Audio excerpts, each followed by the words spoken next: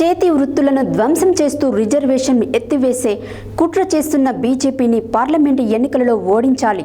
కార్మికులు కష్టజీవులు బలపరిచిన సిపిఎం అభ్యర్థి ఎండి జహంగీర్ని గెలిపించాలని చేతి వృత్తిదారులు సమన్వయ కమిటీ రాష్ట్ర నాయకులు ఫైళ్ల ఆశయ్య వృత్తిదారులకు పిలుపునిచ్చారు.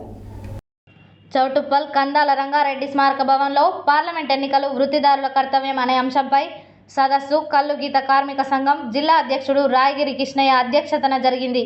ఈ సదస్సుకు ముఖ్య అతిథిగా విచ్చేసిన రాష్ట్ర వృత్తి సంఘాల కో-కన్వీనర్ ఫైళ్ల ఆశయ్య మాట్లాడుతూ, కేంద్రంలో అధికారంలో ఉన్న బీజేపీ నరేంద్ర మోడీ ప్రభుత్వం కేంద్ర ప్రభుత్వ సంస్థలైన ఎల్ఐసి, బిఎస్ఎన్ఎల్, రైల్వే, ఇన్సూరెన్స్ సంస్థలలో 27% ఓబీసీ రిజర్వేషన్లను రద్దు చేసి కార్పొరేట్ సంస్థలకు కట్టబెట్టిందని ఆయన విమర్శించారు.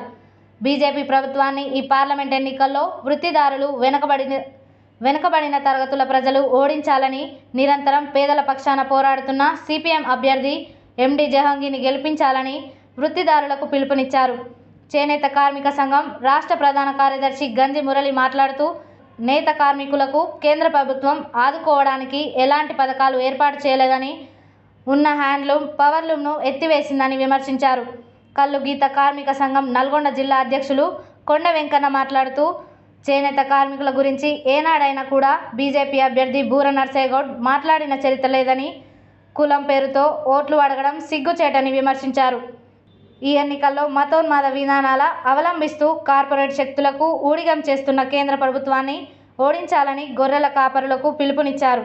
ఈ కార్యక్రమంలో రజక సంఘం జిల్లా అధ్యక్షుడు బాతరాజు దశరథ, చేనేత కార్మిక సంఘం జిల్లా అధ్యక్షుడు గుర్రం నరసింహ, గౌరవ అధ్యక్షుడు గోషిక స్వామి, కల్లు గీత కార్మిక సంఘం చౌటుప్పల్ అధ్యక్షులు బత్తుల లక్ష్మయ్య, చౌటుప్పల్ మండల అధ్యక్షులు అంతటి అశోక్, మందల రాజయ్య, గొర్రెల కాపల సంఘం మండల అధ్యక్షుడు కొండె శ్రీశైలం, గరిచె నరసింహ తదితరులు పాల్గొన్నారు.